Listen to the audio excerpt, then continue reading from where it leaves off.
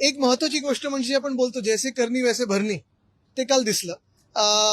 सत्तेत दोन्ही जे आहेत पक्ष किंवा सगळे जे पक्ष आहेत ते एकमेकांची कसं वागत आहेत, काय नेमकं चाललेलं आहे हे आता महाराष्ट्राला कळायला लागलेलं. पण महत्वाची गोष्ट हीच आहे, तुम्हाला एवढंच सांगेन की जे मिंदे गटातले ते सगळे डरपोक आहेत. कुठेही काही कोणी पुढे आवाज उठवणार नाही. त्यांना फायली दाखवल्या जातील, ज्या फायलींच्या कारणांमुळे त्यांना पळायला लागलं, गुवाहाटीला जायला लागलं, आणि मग सगळं काही शांत होईल. कुठेही काही होणार नाही. डरपोक लोक आहेत. निर्णय सुद्धा राखून ठेवण्यात आलेला आहे. याच्या आधी सुद्धा आपण बघितलं होतं की एक IAS अधिकाऱ्याचं निलंबन करण्यात आलं होतं, म्हणजे परत मागे घेण्यात आलं होतं. आज पुन्हा एकदा तशाच पद्धतीनं वरच्या सभागृहामध्ये निर्णय जो आहे हा राखून ठेवण्यात आला. कुठचंही सरकार हे एका पद्धतीने चाललं पाहिजे, कायदेशीर पद्धतीने चाललं पाहिजे. प्रोटोकॉल असतात, नियम असतात. पण कोणी काही निलंबन मागतोय, कोणी काही चाललेलं आहे, हे खरोखर आज जे निलंबन झालं ते योग्य होतं की अयोग्य होतं ह्याच्यावर उत्तर आता अपेक्षित आहे. उद्या रुलिंग अपेक्षित आम्हाला. आणि जे मुख्यमंत्र्यांनी सांगितले की सखोल चौकशी, ती चौकशी पण त्याच्यातून काय काय येईल, मग त्याच्यात खरात प्रकरण आहे, साताराचं आहे, या सगळ्या फायली ज्या येत आहेत ते नेमकं कुठून येत आहेत, कोणामुळे येत आहेत आणि कशामुळे येतात हे देखील जनतेला कळणं गरजेचं आहे. तुम्ही सातत्यानं लोकशाहीची हत्या होते असं विरोधात म्हणत होते, मात्र आज एकनाथ शिंदे यांच्या मंत्री शंभूराजे देसाई असं म्हणतात की लोकशाहीची हत्या झाली साताऱ्यामध्ये. हे सगळं हास्यास्पद आहे. ज्यांनी हा सगळा प्रकार सुरू केला तेच आज हे बोंबलत आहेत. हे हास्यास्पद आहे. पण तुम्हाला परत एकदा सांगतो, ही लोक डरपोक आहेत. ह्या लोकांना कुठेही आवाज नाहीये. ज्या मिनिटाला आहे ना, ज्या आधी फायली दाखवल्या होत्या 2022 साली, ज्याच्यामुळे गुवाहाटीला गेले होते, त्या फायली परत दाखवतील आणि सगळं शांत होईल. बुलढाण्याचे आमदार संजय गायकवाड यांचा एक व्हिडिओ व्हायरल होतो, ज्यामध्ये ते बोलतात की मला 35 कोटी रुपये कमिशन मिळणार होतं, ते मी माझ्या कार्यकर्त्यांना देऊ केले.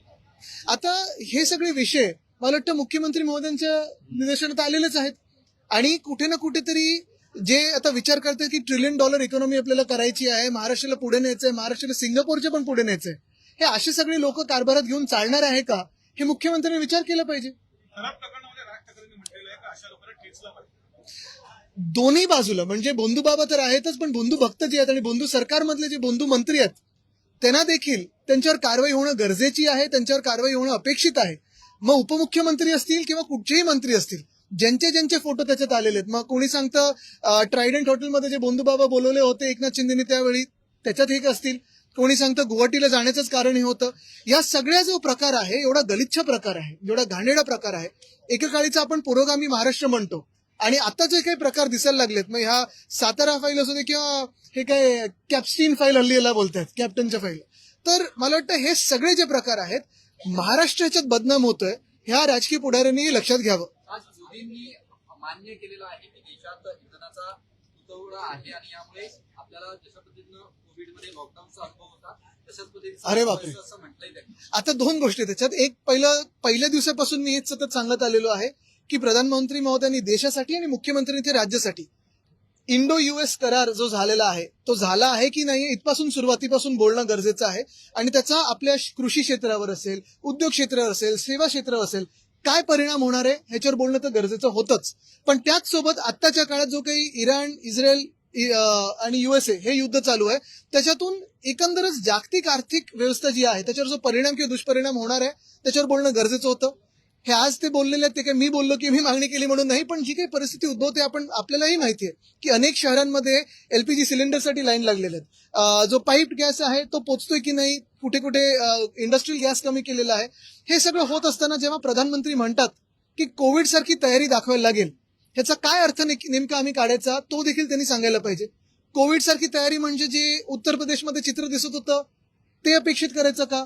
गुजरातमध्ये जी ऑक्सिजनची कमतरता होती ते अपेक्षित करायचं का? एकंदरच PM केअर सारखा फंड जो निर्माण केला ते अपेक्षित करायचं का? की खरोखर कुठेतरी आम्हाला सरकारकडून कार्यवाही दिसेल, काम दिसेल, हे अपेक्षित करायचं. ह्याच्यावर पण बोलणं गरजेचं आहे. सर, LPG गॅसचा विषय हा खूप मोठा विषय आणि ह्याला डायव्हर्ट करण्यासाठी दोन विषय पुढे आले. तर खरं तरी मला वाटतं कुठचाही विषय डायव्हर्ट करण्यासाठी आलेला नाहीये.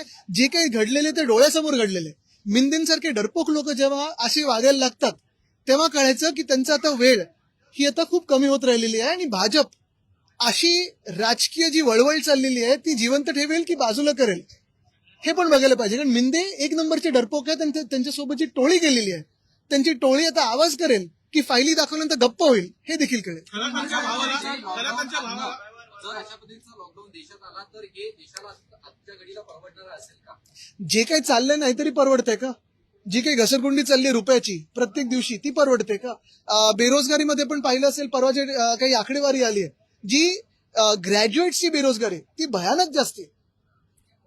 संपूर्ण अधिवेशनामध्ये रोजगारावर नाही, महागाईवर काही बोलायचं आणि विरोधी पक्षनेता 2च दिवस आता बाकी उरलेले आहेत. त्यावरही अजून 2 दिवस आहेत.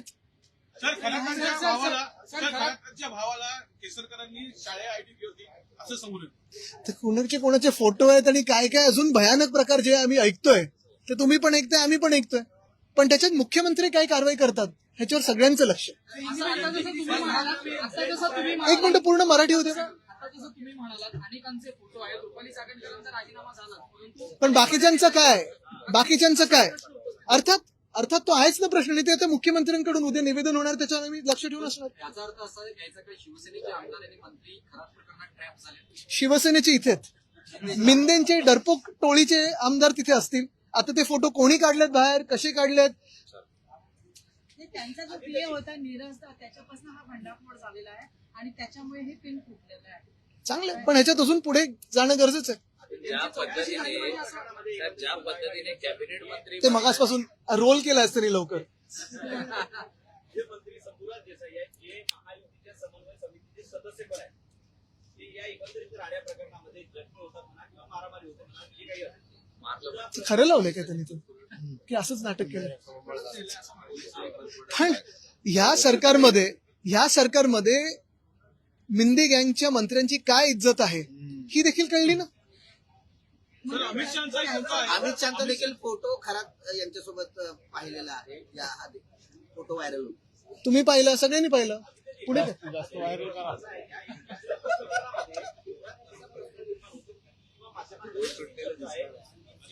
सेनेमध्ये फडणवीसांची सेना पण काम करते आहे. कोई शक? विधान परिषदेतला 9 आमदारांचा तो आता उद्या होणार. मला वाटतं प्रोटोकॉल प्रमाणे किंवा परंपरा जी आहे त्याप्रमाणे मुख्यमंत्री उपमुख्यमंत्री हे सगळ्या सदस्यांबद्दल भरभरून बोलत असतात. उपमुख्यमंत्री उद्धवजींबद्दल बोलतात. बघा, मी एकच तुम्हाला सांगतो की कोण कोणाबद्दल काय बोलेल ह्याच्यापेक्षा आमचं सर्वांचं लक्ष हेच आहे की कॅप्स्टीन फाईल म्हणजे कॅप्टन खरात फाईल मध्ये कोणाचे फोटो आलेत, त्यांच्यावर काय कारवाई होणार. दुसरी गोष्ट म्हणजे सातारा प्रकरणामध्ये देखील जी आता निलंबन झाल्यानंतर तो निर्णय आता स्थगित ठेवलेला आहे, त्याच्यावर उद्या रुलिंग काय येणार ह्याच्यावर आमचं लक्ष.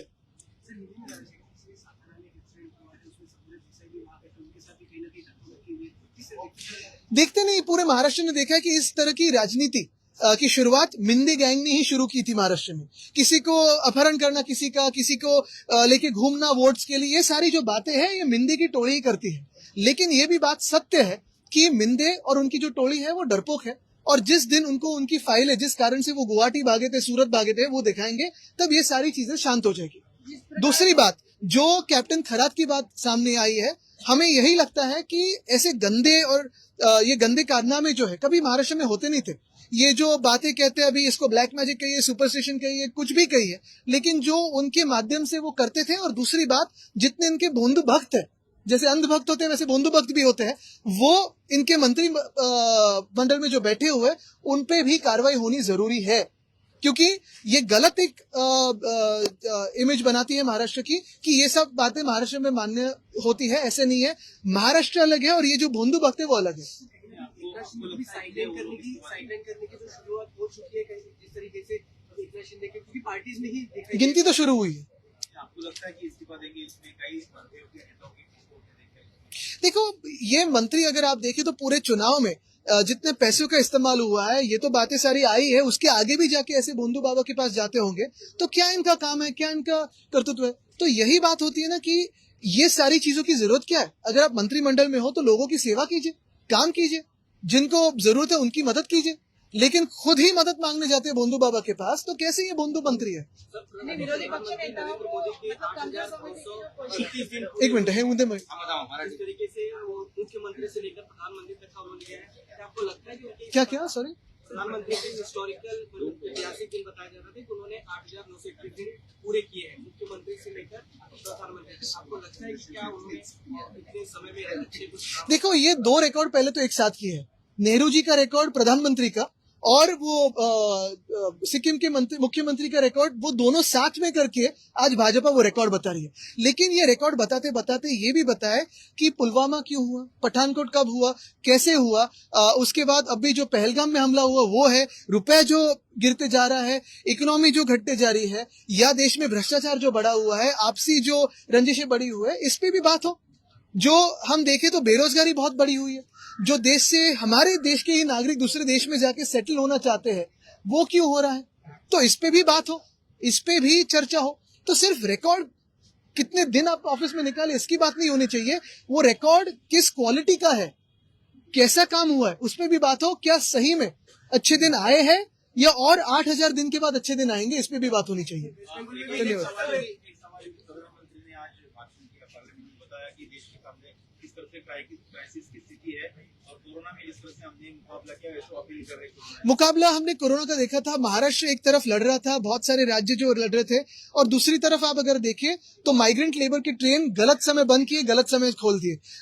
उत्तर प्रदेश में जो स्थिति हुई कि वैसे ही प्रधानमंत्री महोदय कह रहे कि वैसे ही मुकाबला करना पड़ेगा, या गुजरात में जो ऑक्सीजन का आप देख रहे थे जो मसला था वैसे ही होने वाला है, ये डर हमारे मन में है, तो इस पे भी थोडा स्पष्टीकरण हो। अर्थसंकल्पीय अधिवेशनाचे 2 दिवस उरलेले आहेत, असं समजायचं का या अधिवेशनामध्ये पण विरोधी पक्षनेत्यांशिवाय हे 2 दिवस उरले, थांबव। मला का माझा प्रश्न असा होता की आपण जे महागाईवर तर काही बोलले नाही आणि जे रोजगार आहे त्याच्याही काही बोलले नाही, पण आता जे ज्या पद्धतीने आपली बंधुगिरी सुरू आहे, तर याच्यामध्ये अंधारे आणि लाखो टेस्टची पण मागणी 100%. आणि तुम्ही पाहिलं असेल महागाई किंवा बेरोजगारी किंवा सगळे जे विषय आहेत ना, आम्ही विरोधी पक्षाचे जे प्रस्ताव असतात त्याच्यात बोलत असतो, पण समोर जे मंत्री बसलेत ते आपसात एवढे भांडण्यात व्यस्त आहेत की लोकांच्या प्रश्नाकडे त्यांचं लक्ष नाहीये.